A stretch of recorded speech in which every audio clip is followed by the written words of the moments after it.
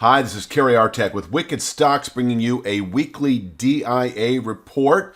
That is the Dow Jones Industrial Average ETF. I am recording this for the week of Monday, August 8th. This was recorded actually on Monday, August 8th. And FYI, we're becoming or intend to become much more active, much more frequent with our YouTube channel. It was not many months ago where we were putting out daily analysis, and we are resuming that. I don't know what that's going to look like. Willing to take requests if you have a market that you trade that's widely viewed and you just want some help with it. But also, I think you're going to see a weekly DIA, a weekly IWM, that is the Russell 2000 ETF, that's going to show up here on the YouTube channel for free. And individual stock picks, and we'll just kind of see how it goes. We're going to sort of make it up as we go, but at some point we're going to fall into a regular routine that's pretty predictable, so that, on Mondays you can do the DIA, Tuesdays IWM, so forth and so on. I just want to mention also, wickedstocks.com has a premium service that offers daily SPY report, the S&P 500 Spider ETF, daily Triple Q report, the NASDAQ 100 ETF, the S&P 500 underlying index, the underlying NASDAQ 100 index, all four of those, as well as a weekly U.S. Treasury ETF report, typically the TLT,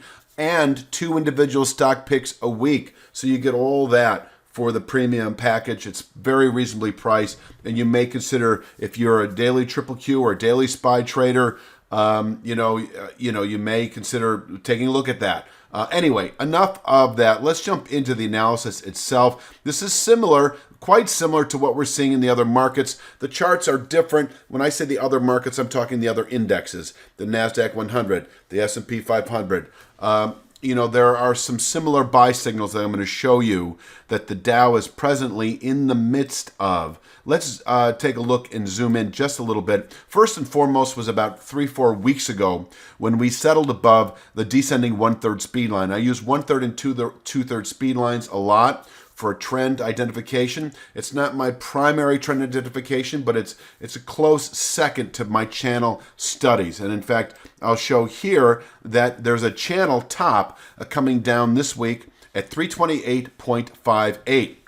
Let me say a couple things about this image here. So when we closed above the 303.77 speed line, the indication was the channel top at 328.58, 3 to 5 week buy signal. It occurred inside of about 3 to 3 weeks itself. And I will make one important point here. I'm actually going to zoom in on this chart and show it here, 328.58. You'll notice we merely opened above it this week. We did not close above it last week.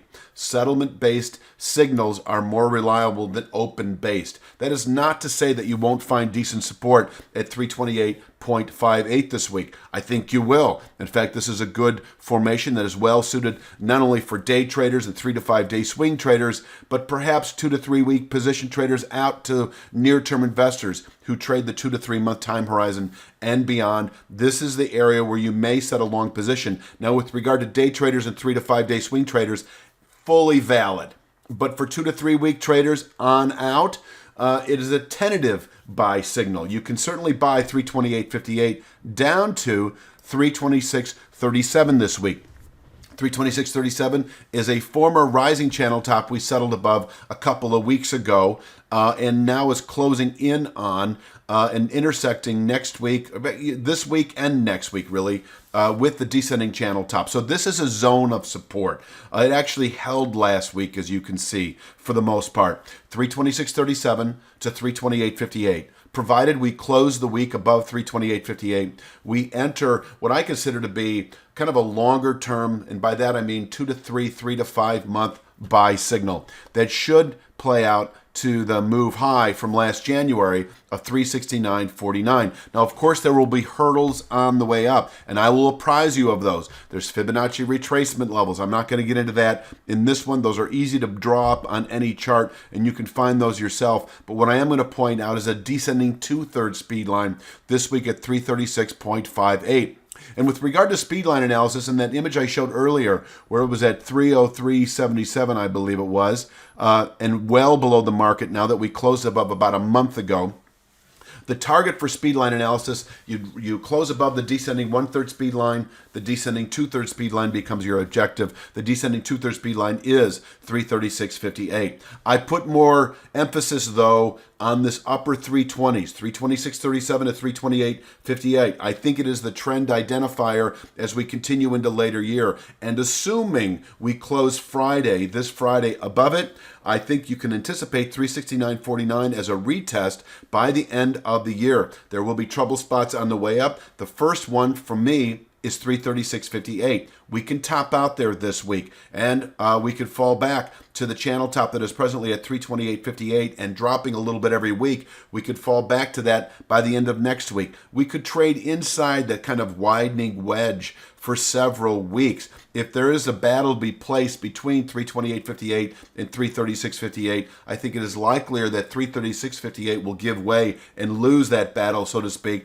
And if we close above it, say at the end of this week or in the coming weeks, then we may actually see 369.49 within as little as 2 to 3 months, where we could place a double top that it could play out, say through the rest of the year. Now, of course, there will be other levels on the way up, and I will definitely apprise you of those in this weekly update that you can expect now for free on a week-by-week basis on our Wicked Stocks YouTube channel.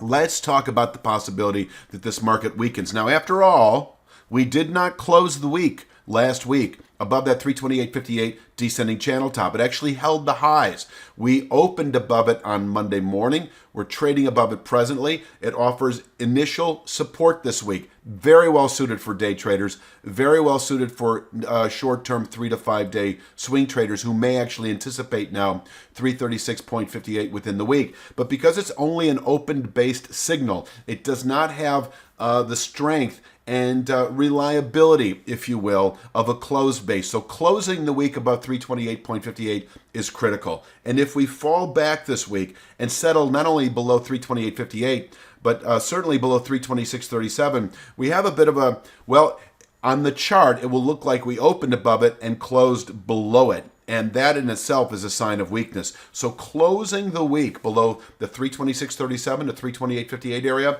is a sign of weakness as we continue into September trade. I would then anticipate rising channel support that is presently at 311.99, and it's rising at a pretty decent rate. It will converge over the next 3 or 4 weeks with that former high that was put out in June at 318.75. This is a narrowing zone of support. I would expect within 2 to 3 weeks, 3 to 5 at the very most, of closing perhaps this week back below the 328.58 descending channel top. 311.99 and rising weekly, then considered a 2 to 3, 3 to 5 week target. Probably more like 2 to 3 weeks. Actually, volatility is still pretty robust. 311.99, able to contain selling into September trade. I'm going to say at least weekly, possibly monthly selling pressures. And from there, we could turn back up and rotate higher. And then we'll take it on a week-by-week basis at that time. But at this point in time, and I don't see that happening this week, but if we were to close below 311.99,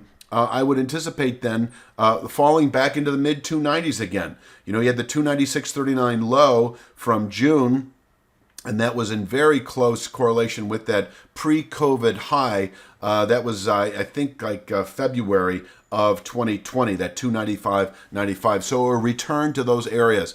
And if we do close below 311.99, retesting the mid-290s would definitely be expected, and I think it could be and then some, as there's a load of support presently between 265.55 and 277.42. That is what I call ultra long-term support, speedline support, extending off the 2009 and 2020 lows. But we don't need to go there just yet. It's a little early for all that. In fact, this market looks pretty strong and is telling us that provided it can hold above 326.37 to 328.58 this week, we are in we're set up really to retest that 369.49 high from January by the end of the year. Inversely, if we close below this area, then we show weakness into September, the 311.99 level, then expected within several weeks.